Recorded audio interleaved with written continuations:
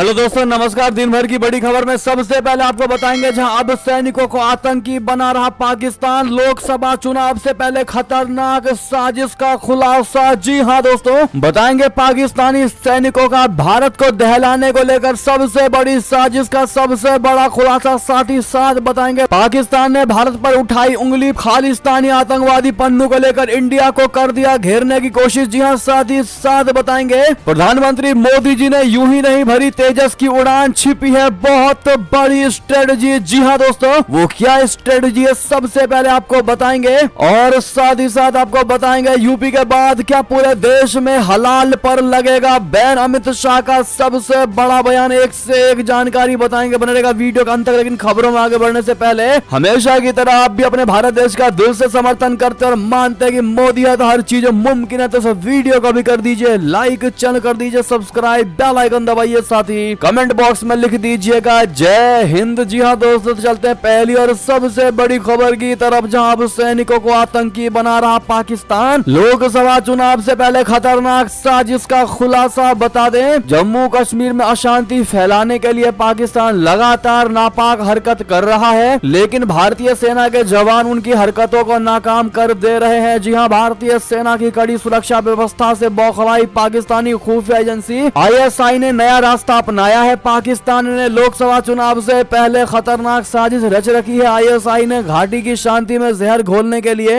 अपने पूर्व पाकिस्तानी सैनिकों को आतंकवादी बनाकर भेज रहा है। भारतीय सेना की उत्तरी कमान ने इस बात का खुलासा किया है। जम्मू कश्मीर के राजौरी में पिछले दिनों सुरक्षा बलों और आतंकियों के बीच मुठभेड़ हुई थी। इस गोलीबारी में भारतीय सेना के 5 जवान शहीद हो गए, तो वहीं सुरक्षा बलों ने भी 2 आतंकवादियों को मौत के घाट उतार दिया। शहीदों को श्रद्धांजलि देने पहुंचे उत्तरी कमान के सेना प्रमुख लेफ्टिनेंट जनरल उपेंद्र द्विवेदी ने शुक्रवार को बड़ा खुलासा करते हुए कहा कि भारत में सीमा पार आए आतंकियों में कुछ सेवानिवृत्त पाकिस्तानी सैनिक भी शामिल हैं। स्थानीय स्रोतों के माध्यम से हमें कुछ आतंकवादी ठिकानों के बारे में भी पता चला है। लेफ्टिनेंट जनरल उपेंद्र द्विवेदी ने अपने बयान में साफ शब्दों में कहा है कि पड़ोसी देश पाकिस्तान का इरादा नेक नहीं है। उनका मकसद अगले साल होने वाले लोकसभा चुनाव 2024 से पहले और अधिक आतंकियों का घुसपैठ कराना है। इसके लिए पाकिस्तान अपने पूर्व सैनिकों को भी आतंकी बना रहा है और फिर उसे सीमा के रास्ते भारत में भेजा जा रहा है। जी हां, उन्होंने कहा कि राजौरी और पुंछ में अब भी 20 से 25 आतंकियों के सक्रिय होने की संभावना जताई जा रही है। जी हां दोस्तों, यानी कि यूं कह लें कि जितने भी पाकिस्तानी रेंजर्स रिटायर हो रहे हैं दोस्तों, उनको रिटायरमेंट के बाद आतंकवादी बनाया जा रहा है ISI संगठन के द्वारा, और भारत में प्रवेश करवा करके भारत को दहलाने की कोशिश की जाएगी। ये उनका बहुत बड़ा प्लान है 2024 लोकसभा चुनाव से पहले। अब इस पर आपका क्या टेक होगा दोस्तों, कमेंट में लिखकर अवश्य बताइएगा। लेकिन पाकिस्तान जो ये कर रहा है, वाकई में इसका खामियाजा उसी को भुगतना पड़ेगा, क्योंकि भारत अगर इसका जवाब लेगा तो पाकिस्तान शायद जवाब देने लायक ना बच पाए। आपको क्या लगता है दोस्तों, अपनी राय अवश्य दीजिएगा। चलते एक और खबर की तरफ, जहां पाकिस्तान ने भारत पर उठाई उंगली, खालिस्तानी आतंकवादी पन्नू को लेकर इंडिया को की घेरने की कोशिश। दरअसल हाल ही में अमेरिकी अधिकारियों ने दावा किया कि उन्होंने अमेरिका में खालिस्तानी आतंकवादी को मारने की साजिश को नाकाम कर दिया है। इसको लेकर अमेरिका ने भारत को चेतावनी भी दी। रिपोर्ट के मुताबिक 6 फॉर जस्टिस के नेता गुरपतवंत सिंह पन्नू को मारने की साजिश की गई थी। इसी मुद्दे को लेकर पाकिस्तान ने भारत पर उंगली उठाई है। पाकिस्तान के विदेश मंत्रालय के प्रवक्ता मुमताज जहरा बलूच ने गुरुवार यानी 24 नवंबर को भारत पर वैश्विक स्तर पर जासूसी और गैर क्षेत्रीय हत्याओं में शामिल होने का आरोप लगाया। इसको लेकर उन्होंने चिंता भी व्यक्त किया। पाकिस्तान के विदेश मंत्रालय ने भारत पर अंतर्राष्ट्रीय कानून का घोर उल्लंघन करने का आरोप लगाया। प्रवक्ता मुमताज जहरा बलूच ने आरोप लगाते हुए कहा कि भारत का जासूसी और हत्याओं का नेटवर्क वैश्विक हो गया है। उन्होंने फाइनेंशियल टाइम्स की रिपोर्ट पर टिप्पणी करते हुए कहा कि हम भारत के लापरवाह और गैर जिम्मेदार आचरण के बारे में चिंतित हैं, जिसे हम अंतर्राष्ट्रीय कानून और राज्य संप्रभुता के संयुक्त राष्ट्र सिद्धांत का स्पष्ट उल्लंघन मानते हैं। अगली खबर बता दें, जहां पर भारत के 1 लाख श्रमिकों को नौकरी, चीन ने चली घिनौनी चाल, ताइवान ने मिल्क टी से दिया करारा जवाब। दरअसल चीन की बढ़ती दादागिरी से निपटने के लिए भारत और ताइवान के बीच दोस्ती लगातार गहराती जा रही है। ताइवान की कंपनियां जहां भारत में अरबों डॉलर का निवेश कर रही हैं, तो वहीं अब ताइवान चाहता है कि भारत के ज्यादा से ज्यादा श्रमिकों को उनके देश में बुलाया जाए, यानी कि भारत के श्रमिक उनके देश में आए ताकि अर्थव्यवस्था को गति दिया जा सके। पिछले सप्ताह ये खबर भी आई थी कि ताइवान भारत के साथ एक समझौता करने जा रहा है, जिससे 1 लाख भारतीयों को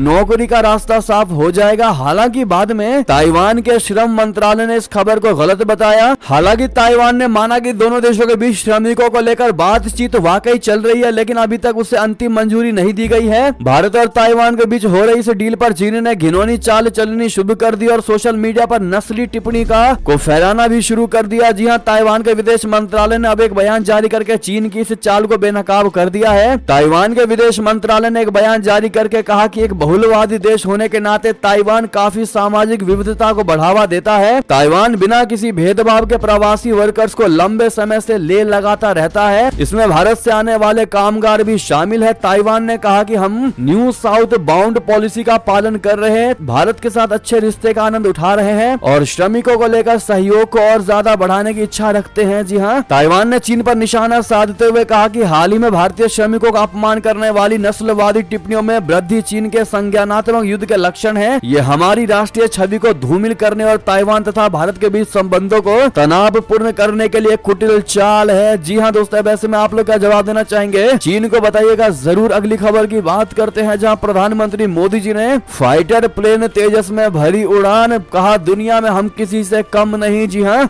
साथ ही साथ दोस्तों बता दें, पीएम मोदी ने यूं ही नहीं भरी तेजस की उड़ान, इसके पीछे भी छिपी है बहुत बड़ी स्ट्रेटजी। दरअसल प्रधानमंत्री नरेंद्र मोदी ने भारत में बने स्वदेशी फाइटर जेट तेजस की उड़ान यूं ही नहीं भरी है, बल्कि इसके पीछे बहुत बड़ी स्ट्रेटजी है। रणनीति ये है कि पीएम मोदी ने तेजस की उड़ान के साथ दुनिया भर के देशों का एक संदेश भेजा है कि भारतीय फाइटर जेट तेजस अपनी कैटेगरी में के विमान में किसी से कम नहीं है। वही माना जा रहा है कि अर्जेंटीना भारतीय तेजस का खरीदार बन सकता है। अर्जेंटीना के नवनिर्वाचित राष्ट्रपति जेवियर माइली ने खुले तौर पर चीन के साथ राजनयिक संबंधों पर कम आशावादी उम्मीद जताई है। अर्जेंटीना में वामपंथी सरकार का पतन हो चुका है और नए राष्ट्रपति का ये रुख उनके कार्यकाल के दौरान अर्जेंटीना को बेचे जाने वाले चीनी JF-17 जेट के प्रत्याशित सौदे की संभावना को काफी कम कर देता है। अर्जेंटीना के नए राष्ट्रपति के चुनाव के बाद उनके नेतृत्व में ब्यूनस आयर्स और बीजिंग के बीच संबंधों में संभावित तनाव का संकेत देने वाली सुर्खियां सामने आई हैं। इसके अलावा जेवियर माइली के मुख्य विदेशी मामलों के सलाहकार डायना मोडिनो ने ब्राजील, रशिया, भारत, चीन और दक्षिण अफ्रीका सहित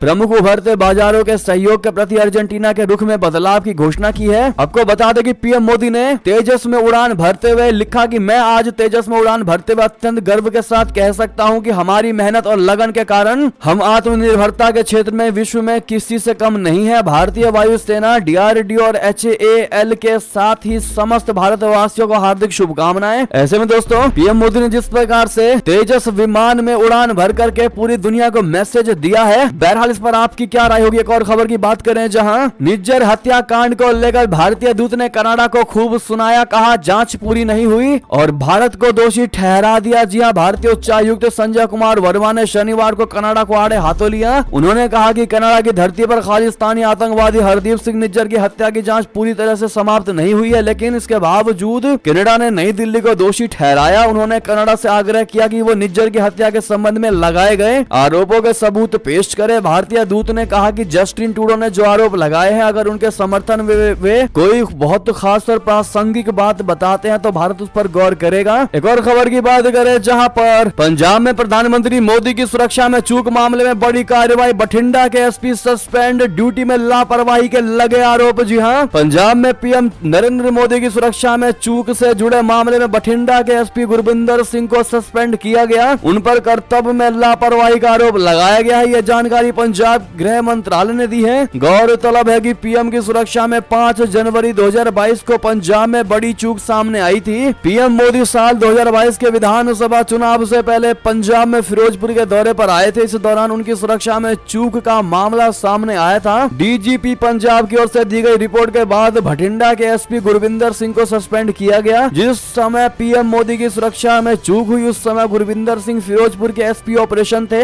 रिपोर्ट में कहा गया है कि गुरविंदर ने अपनी ड्यूटी में कोताही बरती, इसके बाद गुरविंदर के खिलाफ ये कार्रवाई हुई है। जी हाँ दोस्तों, ऐसे में कमेंट में मोदी है तो मुमकिन है कहना मत भूलिएगा आप लोग। बहरहाल ये थे अभी की सारी बड़ी खबरें। आपको हमारी खबर कैसी लगी? आशा करता हूँ बहुत अच्छी लगी होगी। अगर थोड़ी भी अच्छी लगी तो इस वीडियो को दोस्तों में, भाइयों में, साथियों में, रिश्तेदारों में शेयर अवश्य कर दीजिएगा, व्हाट्सएप, फेसबुक, ट्विटर के माध्यम से। और अभी कर दीजिए इस वीडियो को लाइक, चैनल को कर दीजिए सब्सक्राइब, बेल आइकन दबाइए, साथ ही कमेंट बॉक्स में लिख दीजिएगा जय हिंद। जी हाँ दोस्तों, और यहाँ तक बने रहेगा आप सभी।